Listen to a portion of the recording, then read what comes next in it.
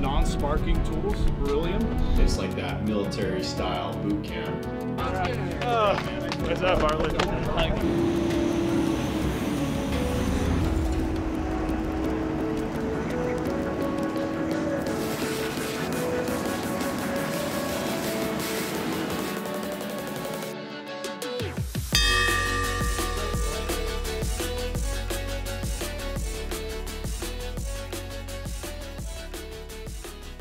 Hey guys, welcome back. It's week 12 of UFA Recruit Camp 5-4. This week's been super awesome. We've had a couple weeks off for Wildland and Hazmat, so the recruits have not been out running full company evolution, so they're getting back into the swing of things, truthfully knocking some of the rust off and honing some of the skills that they've learned, and it's a good learning lesson for them. Like, you take 10 days off or you're removed from a fire, and how fast you can lose those skills. They're super perishable. So we're really hammering the basics again this week. Full company evolutions, just burn after burn after burn. It's been it's a good week for them. And then Thursday we're starting ADO, so they've got a full week of apparatus driver operator. They're going to learn how to pump, friction loss calculations, how to drive, park, place apparatus. It's a good eye opener for them. They won't come out of the field necessarily driving the apparatus, but it's good for them to have that knowledge and know how to use it when they need to. So it's going to be a good week. Make sure you follow along, like and subscribe. Come along with us. We're going to be burning all week. Well, good morning. Here we are again, Recruit Camp Day 752. We are today going to be running strictly scenarios, fire scenarios for the recruits. Last week we did hazmat, so they were in the classroom for most of it, so they're pretty eager to get out here and run some scenarios this week. We're going to be doing that all week. Today we're going to try to get in 4, maybe 5 if we can, depending on time. But first scenario this morning is going to be here in what we call the tuna can. We are going to block off the access to this bottom door, which they're normally used to going into. We're going to block that access off, and they're going to have their access is going to be either stairwell, and then we're going to put a fire down in the northwest corner of this building. There's a hidden closet back there. We're going to put a fire in that closet and kind of lock it off and see if they can locate that fire. But it's going to kind of reverse from what we do from the basement prop. They're going to go up the stairs and they're going to have to go down and find that, and we'll have a victim hidden in there somewhere as well, so they can go in and find it. We're putting victims in most of our scenarios here so they can kind of get used to that feel and what it's like to pull a victim out. We've introduced our dummy called Kevin this week. He's a sand dummy, and we put some clothes on him. He's a little bit more floppy and a little bit more realistic to what a human body would be. So that's kind of where we're at. This is Sean behind me, and moving his way through, but it's really hard in these buildings as well, because we don't have a lot of option, right? They've been in these buildings multiple times. However, we do have the luxury in this building to be able to close doors, lock them, and change up the floor plan. So we try to keep them on their toes every day, and just perform the skills is what we want them to do. So that's where we're at. Hey, you good? Yeah. Yeah, I got it. Let me get water off. Fix it.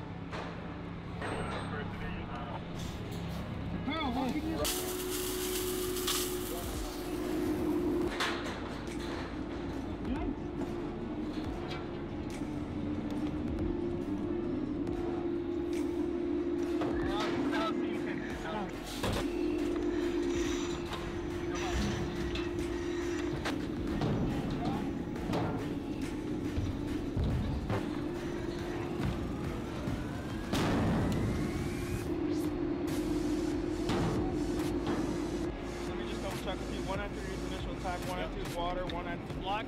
Okay. So I went up to the second floor. Okay. I have 192 when they're done with water. They're going to do everybody's four-handed cruise. So sounds good. Okay. Thank you. Check it in, man. Yep. When you walk around, radio me. Okay.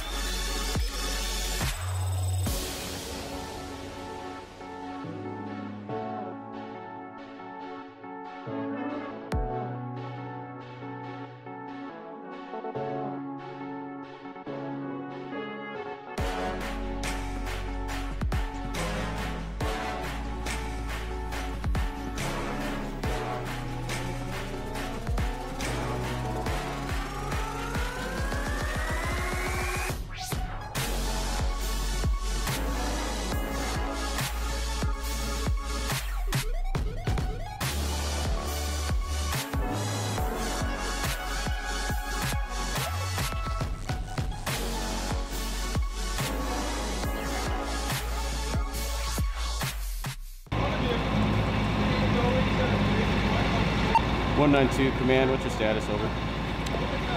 We got knocked down on the fire. 193 is asking for a shoveled overhaul. 2, trying to find the status on 192. 194 command, you have completed.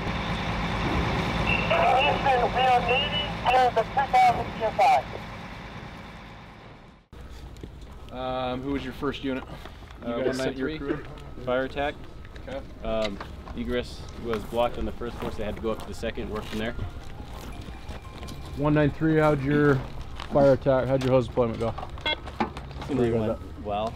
Yeah, looked good from out here. Should have pulled a little more out of the bed and shouldered it, because when I got up there I realized I only had about 75, 80 feet. Okay. I would have liked a little bit more, right. at least 100, to make it easier for Propel to Before I was charged, I should have pulled the other coupling up. I just didn't notice until I was charged. Good communication on where you guys were going to make access though, and understood all that? Okay. Water supply I think went okay. I'll let you two speak on the hose deployment. Hose deployment was not good? No? Not good at all. What went wrong with that? Something needed to work on. Just wasn't smooth, wasn't fast, it was kinked, probably terrible water pressure. Okay. Thank God we didn't go more than 20 feet inside the building, because I don't know if we could have gone any further. Were you able to overcome that, or? Near the end where we were able to, tried, a little bit, but okay. not. We got some of it worked out, but it wasn't good. Deployment up here was awesome. He had everything on the landing that you wanted. Things went good. I just suggested to Capel a little bit while he was waiting for his partner to mask up, peek in, maybe take the tick, look, do a real quick 10%, see if anybody's in there close to the door. Actions of opportunity, but other than that, it was great until you guys got to the top of the stairs and somebody went over the top and somebody tried to go down the stairs and you had a, okay. Well, miscommunication there. It happens? That was my fault. I thought I told him, but he didn't hear me. Okay.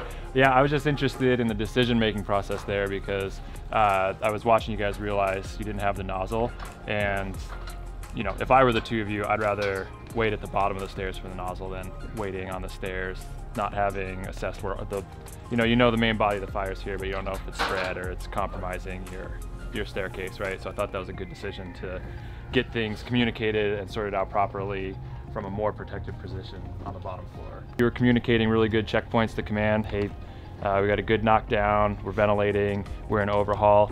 Talk me through what you learned about in terms of you know, actions of opportunity while you're waiting for that overhaul team. What did you end up doing? I ended up starting to do a search afterwards. I was unsure if there had been, well, afterwards when we got fire knockdown, I called in for a shovel to come in for overhaul. Just to do that, and while I was waiting, it was pointed out to me that while I'm waiting for that, I can start to do a secondary search on the base floor. Even if it's just me, there's clear visibility, I can stay on the hose line, see what's going on. Right. And then take that off of ICD's hand. Your partner's got a job, you're waiting for overhaul, you know a secondary's got to happen sooner or later, right? So just take that moment to do that. Good job, that was strong work.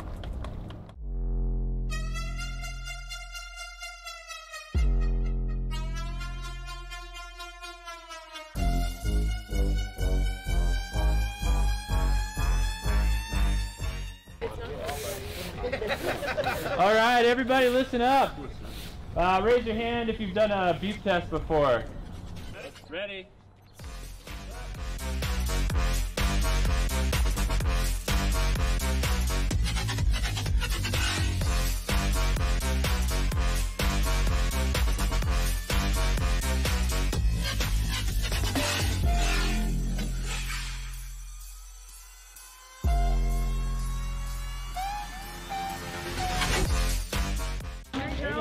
Come on, Danny! Come on, Danny! Nice, Danny. Oh, Danny, easy, bud. Danny needs to back up. Keep it up, keep it up. Let's go. Let's go, Danny. Good job, push, Small. All right, down to 2. Take a walk. Let's go, T2, let's go. Let's go. Let's go. Yeah. 13. Roll it, speed up. Nice, 13. boys. Let's go. Come on. Let's go. All right, Specialist Doyle's gonna line us up with a 20-minute timer. It's just a straight 20 minutes, and we have ourselves set up here for a partner workout.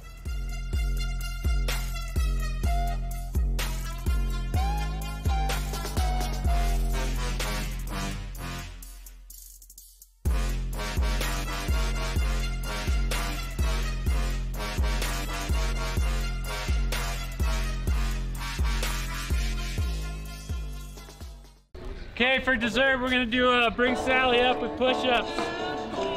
So when they say up, we're in this position. When they say down, it's inch, chest an inch off the ground. You don't touch the ground. And you hold it until they say up again. Close to the ground. You get to the point of failure. Chest on the ground for down, but you're still pushing up.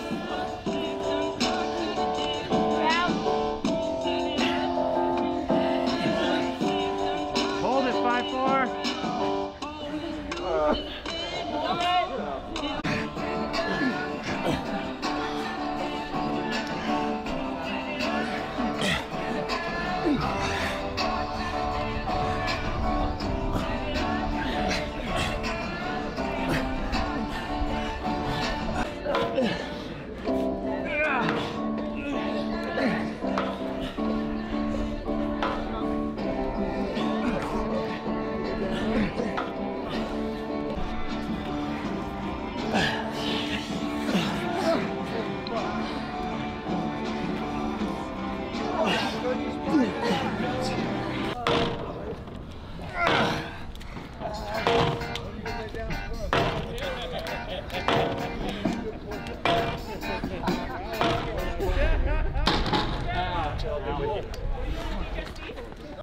Hey, I'm Pate. I'm 41.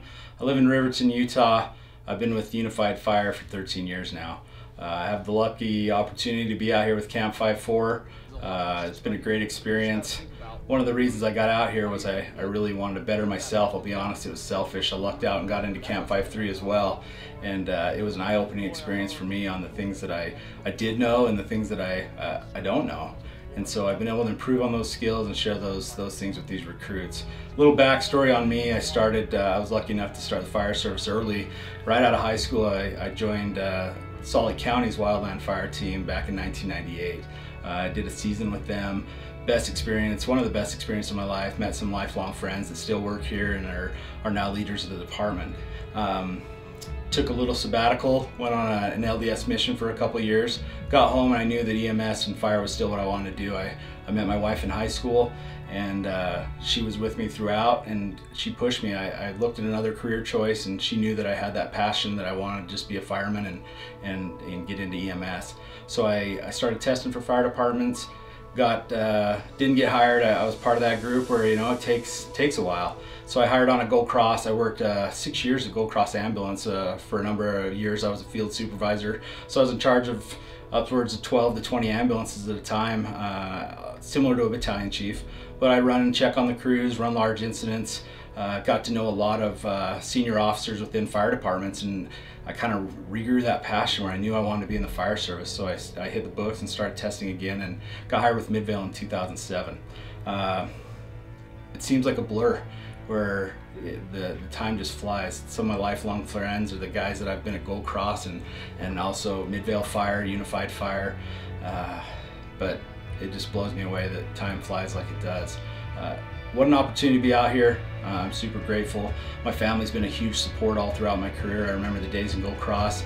I was working graveyards and I'd come home to babies at home and I'd lay them in a blocked in area and I'd fall asleep / take care of them. Probably not the best dad moment, but we did what we could to get my wife through school. She's an elementary school principal. And that was a long road for us to get her there, but she's super passionate the same way. We have that drive. We played high school athletics. She played college athletics. Our kids are all athletic. I've got 3 kids. They're my life, from sporting events, from football to soccer to dance. It seems like that's the main core of our week. And during recruit school, it's even harder. I'm here at 5:30 in the morning and I get home at 7:30 at night, and my wife really takes on the load. So I couldn't be more appreciative for her. But having that strong family support is everything for me. But this family we've got out here, these drill grounds, it's been just a phenomenal experience. We're getting close to the end. It's awesome to see these recruits grow, but for me, I just couldn't be more grateful for an opportunity to serve these 33 people. If they only knew how much I was learning from them, it's been amazing. I'm excited to get back to the field, take these skills that I've learned in this camp and keep pushing forward. They say that the Cadres are 10%ers, right? They're out getting after it. I think we've got more percent than that, but down the road, how awesome would it be to have the 20%ers and just keep pushing forward as a department, as an organization, and really the fire service culture around the country, around the West, here in the Salt Lake Valley.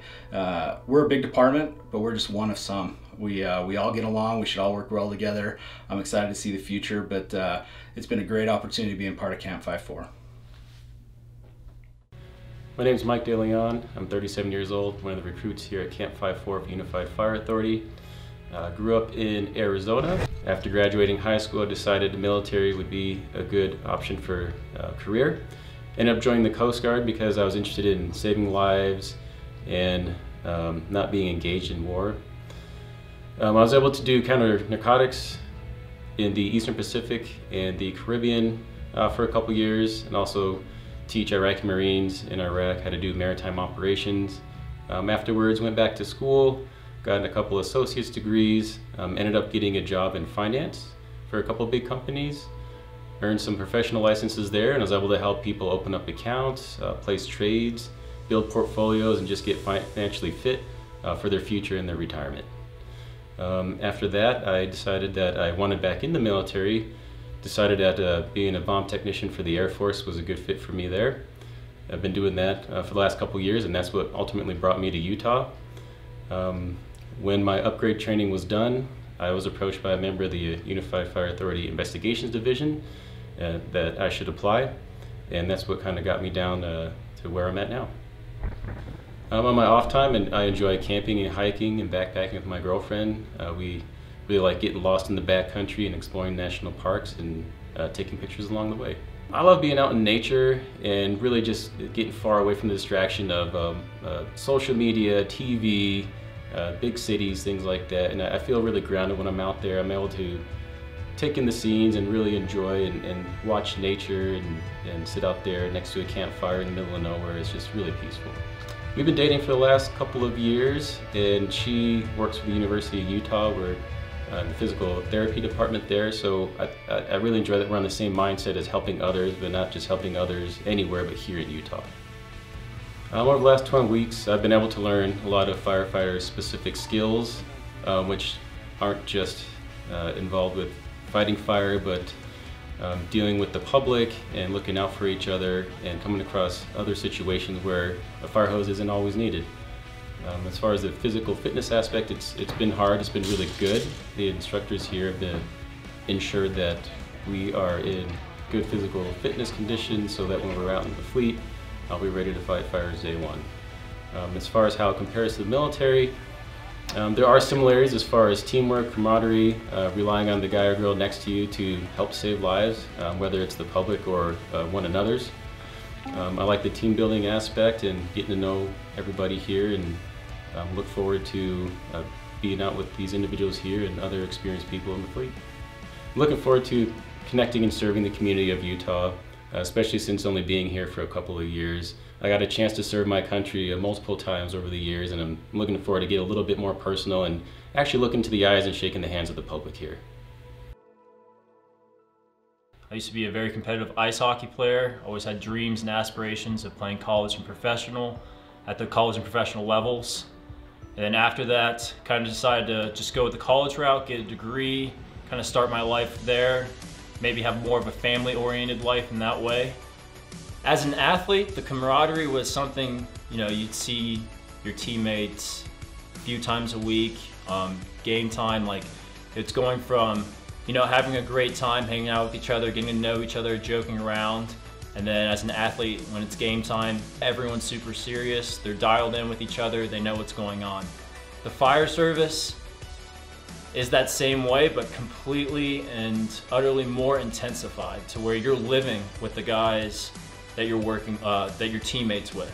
And you're able to train together, but in your off times when you're living together, you're cooking together, you're hanging out together, you're having good times with each other, but when the tones go off, everyone's dialed in, set in stone, they're getting on the trucks, the ambulances, and they're going and they know what they need to do. And they're trusting each and every one that they're working with because they know that their partner's dialed in because they took the time to talk with them about, if this situation pops up, how are we going to handle this? Like, what's your position here to do that? So it's very similar, I would say, with playing sports, but very much more serious because we're out there to help save lives. Once I finished my degree, I thought physical education might be the best route because my wife was a French teacher, and she just kind of said, hey, try out teaching for a little bit. So my first year out of school, my wife and I knew we wanted to move here to Utah. So I'm originally from Cincinnati, Ohio. I went to the University of Cincinnati. So I taught at a local charter school in South Jordan. As I was going through, I knew it wasn't something I wanted to do long term, so I was kind of searching as I was going through my first year of teaching. I got involved with a volunteer department locally here in Utah, and went through a fire academy with them to get my certs and just started applying everywhere. After I learned about Unified initially, just all the research and everything I heard about Unified Fire Authority, I knew that was like the sole department I always wanted to work for. As I was applying, honestly didn't think I would have much of a shot with the amount of people that applied here at UFA, but when I got an email to start my background check and getting things going in the hiring process, I was very excited and almost in disbelief. It honestly feels like a privilege to be a person picked, and I'm personally very honored to be able to work for UFA. Since Academy has started here, it's definitely been a grind each day, especially the first day, just coming in, getting the jitters out. But to be honest, I'm the type of guy that really enjoys being challenged each and every day. Honestly, like being scared in a way, being scared that I don't know what's coming next, being scared that, you know, anything I could be almost yelled at and criticized about, but also being scared that I know I'm being challenged personally and I need to break out my boundaries each and every day. It's not just going 100%, they say it's going 200% each and every day. And I think that's absolutely true, is really kind of growing in yourself as a person, physically, mentally, growing stronger. They always say faster, stronger, smarter, and that's absolutely true here. So with Academy going, I'm very excited with, I guess, just the opportunity. I don't really want Academy to end, but I'm also very excited to get in the field and start, I guess, serving the public here, serving the community in a much greater way, and being able to start meeting all the guys out in the field.